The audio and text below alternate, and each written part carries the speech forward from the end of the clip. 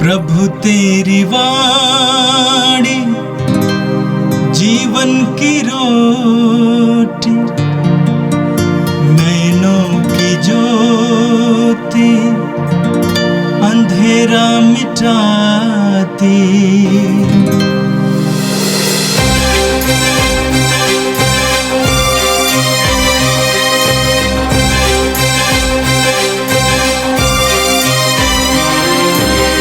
प्रभु तेरी वाणी जीवन की रोटी, नैनों की ज्योति अंधेरा मिटाती।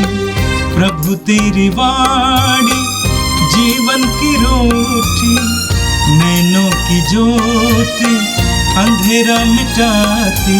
वाणी वाणी वाणी वाणी वाणी पवित्र है, शाश्वत है, जीवन का मन्ना है। 10 मई बुधवार। प्रेरित चरित पहला पाठ। कुछ लोग यहूदिया से अंताकिया आए और भाइयों को यह शिक्षा देने लगे कि यदि मूसा से चली आई हुई प्रथा के अनुसार आप लोगों का खतना नहीं होगा तो आपको मुक्ति नहीं मिलेगी। इस विषय पर पौलुस तथा बरनाबस और उन लोगों के बीच तीव्र मतभेद और वाद विवाद छिड़ गया और यह निश्चय किया गया कि पौलुस तथा बरनाबस अंताकिया के कुछ लोगों के साथ यरूशलेम जाएंगे और इस समस्या पर प्रेरितों तथा पुरोहितों से परामर्श करेंगे। अंताकिया की कलीसिया ने उन्हें विदा किया। वे फेनीसिया तथा समारिया होकर यात्रा करते हुए वहाँ के सब भाइयों को गैर यहूदियों के धर्म परिवर्तन के विषय में बताकर बहुत आनंदित कर देते थे। जब वे यरूशलेम पहुँचे तो कलीसिया प्रेरितों तथा पुरोहितों ने उनका स्वागत किया और उन्होंने बताया कि ईश्वर ने उनके द्वारा क्या क्या कर दिखाया है। फरीसियों संप्रदाय के कुछ सदस्य जो विश्वासी हो गए थे उठकर कहने लगे कि ऐसे लोगों का खतना करना चाहिए और उन्हें आदेश देना चाहिए कि वे मूसा संहिता का पालन करें। प्रेरित और पुरोहित इस समस्या पर विचार करने के लिए एकत्र हुए। यह प्रभु की वाणी है। संत यूहन्ना के अनुसार पवित्र सुसमाचार अध्याय 15 वाक्य 1 से 8 तक। यीशु ने कहा, मैं सच्ची दाखलता हूं और मेरा पिता बागवान है। वह उस डाली को जो मुझ में नहीं फलती काट देता है और उस डाली को जो फलती है छांटता है, जिससे वह और भी अधिक फल उत्पन्न करे। मैंने तुम लोगों को जो शिक्षा दी है उसके कारण तुम शुद्ध हो गए हो।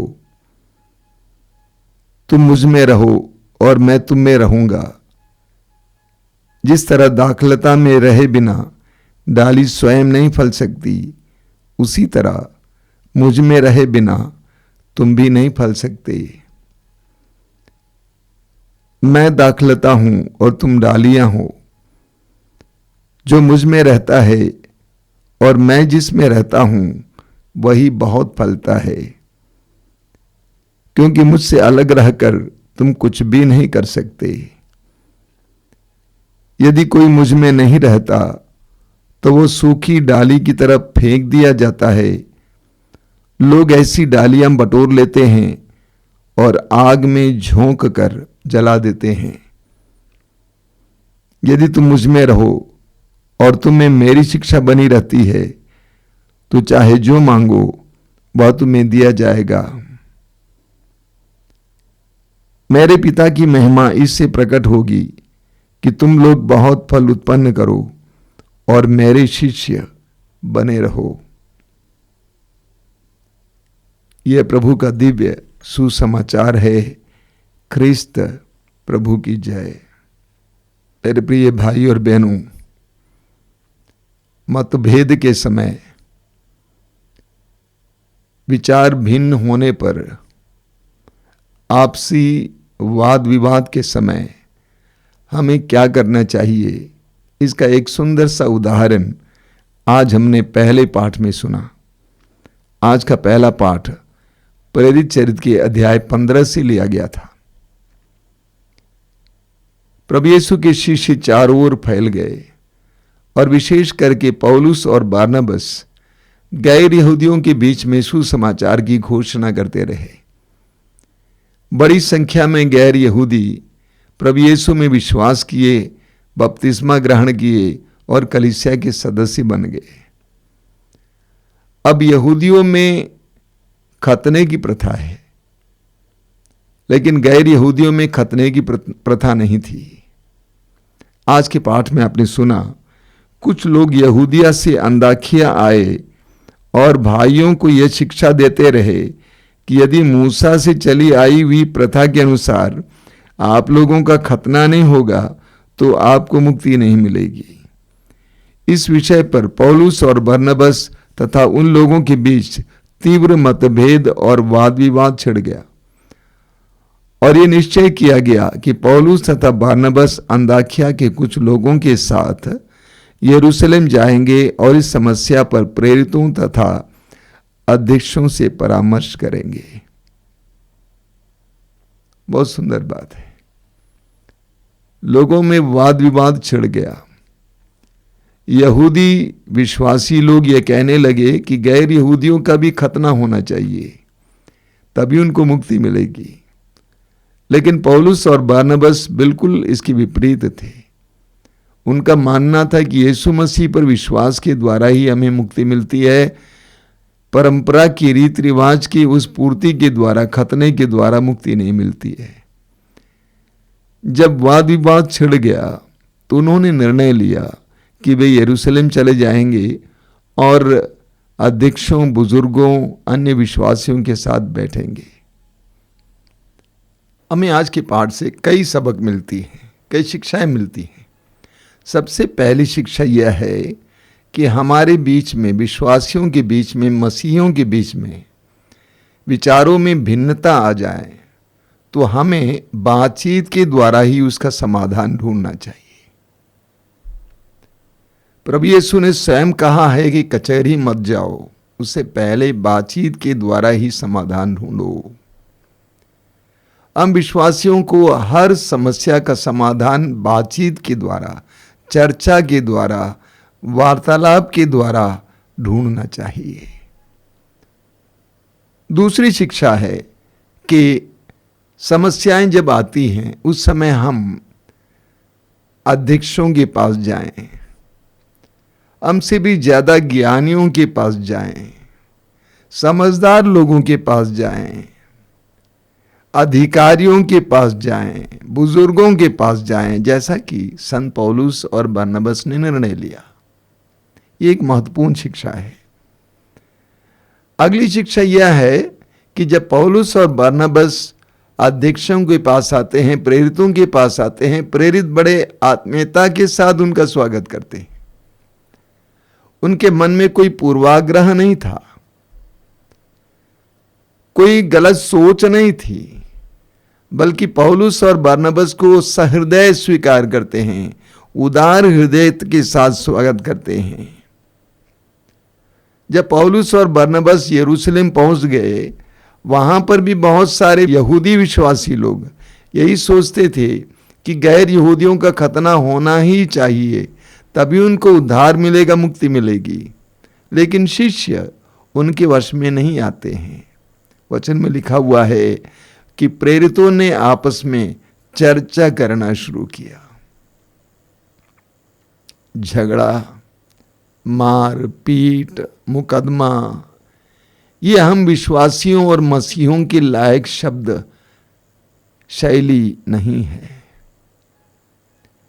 मैं कुछ विश्वासी अगुओं को जानता हूं, पैस्टर्स हैं, बड़ी बड़ी कलीसियाएं चलाते हैं, लेकिन आपस में इतना झगड़ा होता है कि बराबर उनके घरों में पुलिस आती है, मुकदमा चल रहा है। वे सच्चे मसीही नहीं हैं। हम विश्वासियों और मसीहियों को बातचीत के द्वारा हर समस्या का समाधान ढूंढना चाहिए। शांतिपूर्ण ढंग से हर समस्या का समाधान ढूंढना चाहिए। झगड़ा करना, मारपीट करना, मुकदमा करना, ये सब हमारी शैली नहीं है, हमारी भाषा नहीं है। और आज के सुसमाचार संत यूहन्ना के सुसमाचार की अध्याय 15 से लिया गया था। ये वचन हमने बार बार सुना है। हम बाइबल में जिस ईश्वर के बारे में पढ़ते हैं और हम जिस ईश्वर पर विश्वास करते हैं वो एक महान ईश्वर है। शब्द मात्र से स्वर्ग और पृथ्वी को बनाने वाला, आकाश और पृथ्वी को बनाने वाला, चमत्कार और चिन्ह प्रकट करने वाला एक महान ईश्वर। और उस महान ईश्वर के मन में हर मनुष्य के लिए एक महान योजना है। यिर्मयाह नबी के ग्रंथ के अध्याय 29 वाक्य 11 में प्रभु कहते हैं, तुम्हारे लिए निर्धारित योजनाएं मैं जानता हूं। तुम्हारे लिए निर्धारित योजनाएं मैं जानता हूं। तुम्हारे हित की योजनाएं तुम्हारी अहित की नहीं, तुम्हारे लिए आशामय भविष्य की योजनाएं। हम में से हर एक व्यक्ति के लिए ईश्वर के मन में एक बहुत बड़ी योजना है और वो चाहता है कि हम बहुत फल उत्पन्न करें। आज के पाठ में आपने सुना यूहन्ना अध्याय 15 वाक्य 8 में, मेरे पिता की महिमा इसमें प्रकट होगी कि तुम बहुत फल उत्पन्न करो और मेरे शिष्य बने रहो। प्रभु कहते हैं कि मेरा पिता इससे महिमान्वित होगा कि तुम बहुत फल उत्पन्न करो, अपने अपने क्षेत्रों में बहुत फल उत्पन्न करो। इसके द्वारा तुम पिता की महिमा करोगे। और हम कैसे फल उत्पन्न कर सकते हैं, फल उत्पन्न करने की प्रक्रिया क्या है, इसके बारे में आज के सुसमाचार में प्रभु यीशु स्पष्ट शब्दों में हमें समझाते हैं। प्रभु कहते हैं, मैं सच्ची दाखलता हूं और मेरा पिता बागवान है। वह उस डाली को जो मुझ में नहीं फलती काट देता है। जो डाली नहीं फलती है उसको काट देता है, उसको वहां रखता नहीं है। और उस डाली को जो फलती है छांटता है, जिससे वह और भी अधिक फल उत्पन्न करे। यदि आप चाहते हैं कि बहुत फल उत्पन्न करें और भी अधिक फल उत्पन्न करें, तो छांटा जाना अनिवार्य है। छांटा जाना एक दर्दनाक प्रक्रिया है।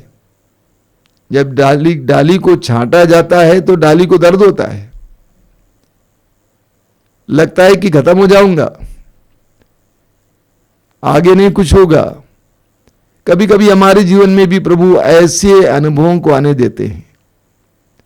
हमको लगेगा कि समाप्त हो गया, अब क्या होगा। हम छांटे जा रहे हैं ताकि इसके द्वारा हम और फल उत्पन्न करें। आगे प्रभु कहते हैं, तुम मुझ में रहो और मैं तुम में रहूंगा। जिस तरह दाखलता में रहे बिना डाली स्वयं नहीं फल सकती, उसी तरह मुझ में रहे बिना तुम भी नहीं फल सकते हो। अधिक फल उत्पन्न करने का एक बहुत बड़ा रहस्य प्रभु यहां पर हमारे सामने रखते हैं। अगले वचन में भी यही कहते हैं कि मुझ में रहो। प्रभु कहते हैं, मैं दाखलता हूं और तुम डालियां हो। जो मुझ में रहता है और मैं जिसमें रहता हूं वही बहुत फलता है। मेरे प्रिय मसीह भाई और बहनों, विश्वासी भाई और बहनों, प्रभु यीशु आज हमारे सामने एक बहुत बड़ा रहस्य खोलते हैं। क्या तुम अपने जीवन में बहुत फल उत्पन्न करना चाहते हो? तो प्रभु कहते हैं, मुझ में रहो और मैं तुम में रहूंगा। डाली अगर लता से अलग हो जाए तो वो कोई फल नहीं ला सकती है, उसको लता से जुड़ी रहना है। हम जितना प्रभु के साथ जुड़े रहेंगे, विश्वास में, प्रार्थना में, जीवन के हर मायने में हम प्रभु के साथ जुड़े रहेंगे, उतना ज्यादा हम फल उत्पन्न करेंगे। क्योंकि प्रभु के द्वारा हमारी ओर जीवन का रस बहेगा।